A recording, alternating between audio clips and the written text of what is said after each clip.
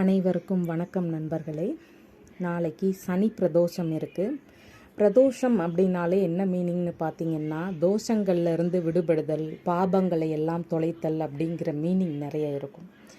120 பிரதோஷ தினங்களில் வழிபடுறவங்களுக்கு இறைவனோட திருவடிகளை அடையிற பாக்கியம் கிடைக்கிறதா சாஸ்திரங்கள் சொல்லுது. 20 வகையான பிரதோஷங்கள் இருக்கிறதா நிறையா சாஸ்திரங்கள் புத்தகங்கள் எல்லாம் சொல்லப்பட்டிருக்கு. நாளைக்கு சாயந்தரத்தில் 4:30 மணிலேருந்து 6 மணிக்குள்ளே சிவன், பார்வதி தேவி, நந்தி பகவான் இவங்களுக்கெல்லாம் அபிஷேக ஆராதனைகள் எல்லாமே நிறைய நடக்கும். அதில் எல்லாம் நீங்கள் கலந்துக்கோங்க. இப்போ யார் யார் எந்தெந்த மாதிரி பிரச்சனைகளில் இருக்கிறவங்க கலந்துக்கணும், என்ன வேண்டுதல் வேண்டி.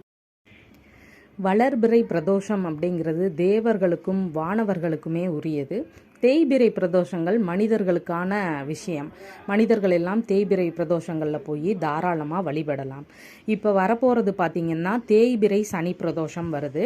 இப்போ நந்தி பகவான் தன்னுடைய தவ வேலைகளை எல்லாமே விட்டுட்டு மக்களோட தேவைகளை கேட்கறதுக்காக அமர்ந்திருப்பார். அதனால தான் பிரதோஷங்களில் நந்தி பகவான் காதில் போய் மக்கள் ஏதாவது ரகசியமாக சொல்லுவாங்க, எங்களுக்கு இந்த வேண்டுதல்கள் இருக்குது, இதை நிறைவேற்றி கொடுங்க அப்படின்னு சொல்லி நந்தி பகவான் கிட்ட சொல்லுவாங்க. சிவபெருமான் இயற்கையை விரும்பக்கூடியவர். அப்போ அவர் அபிஷேக பிரியராகவும் இருக்கிறார். அவருக்கு அபிஷேக பொருட்கள், மாலைகள் இதெல்லாமே நீங்கள் இந்த நேரங்களில் வாங்கி தரலாம்.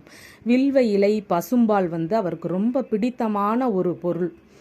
தும்பைப்பூ மாலையெல்லாம் கிடைச்சதுன்னா சகல தோஷங்களும் நிவர்த்தியாகும். 7 ஜென்ம தோஷங்கள் எல்லாமே போகும்.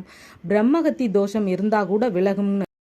பிரதோஷ காலங்களில் நந்தி பெருமாளுக்கு அருகம்புல் மாலை சாத்துங்க. சிவபெருமானுக்கு வில்வ இலையினால் மாலைகள் சாத்துங்க, இல்லைன்னா அர்ச்சனைகள் பண்ணுங்க.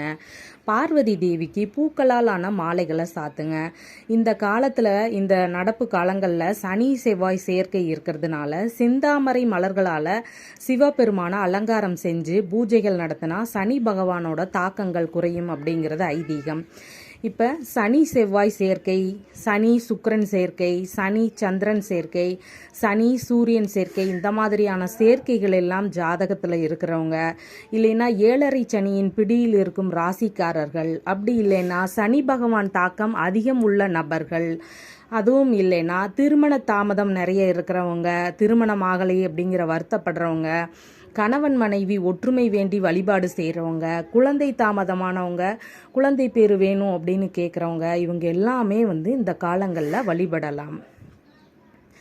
எண்ணெய் சம்பந்தமான தொழில் செய்கிறவங்க, கல் மண் இது சம்பந்தமான வியாபாரங்கள் பண்ணுறவங்க, மெக்கானிக் வேலை சம்பந்தமான வேலைகளில் ஈடுபட்டு இருக்கிறவங்க, இரும்பு சம்பந்தமான தொழில்கள் பண்ணுறவங்க, கருமை நிற தானிய விற்பனை செய்கிறவங்க, சிறை காவலர் பணி செய்கிறவங்க, பழைய பொருட்கள் வியாபாரம் பண்ணுறவங்க, முடி திருத்தும் தொழிலாளர்களாக இருக்கிறவங்க, தோல் பதனிடும் தொழில் செய்கிற நபர்கள், பிஸ்னஸில் தொழிலாளர்கள் வழியில் ஏதாவது அடிக்கடி பிரச்சனைகள் வர்றவங்க, திறமையான தொழிலாளர்கள் கிடைக்காம இருக்கிறவங்க, தொழிலுக்கு திறமையான தொழிலாளர்கள் கிடைக்காம இருக்கிறவங்க, இவங்க எல்லாமே போய் நாளைக்கு சிவபெருமானை வணங்கிட்டு சனி பகவானையும்.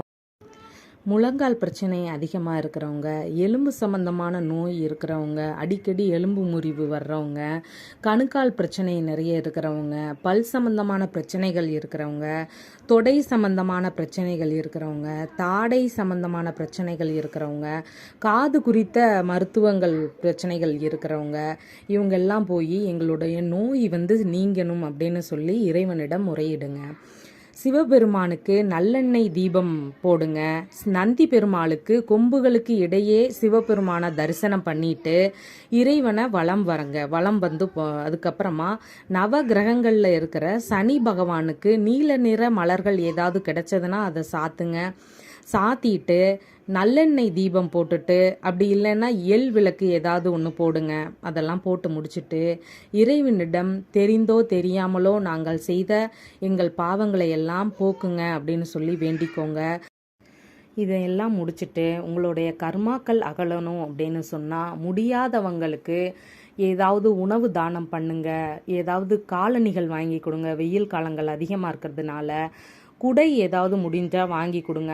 இதெல்லாம் தானமாக கொடுத்தீங்கன்னா உங்களுடைய கர்ம வினைகள் எல்லாம் நீங்கி வாழ்க்கையில் வளம்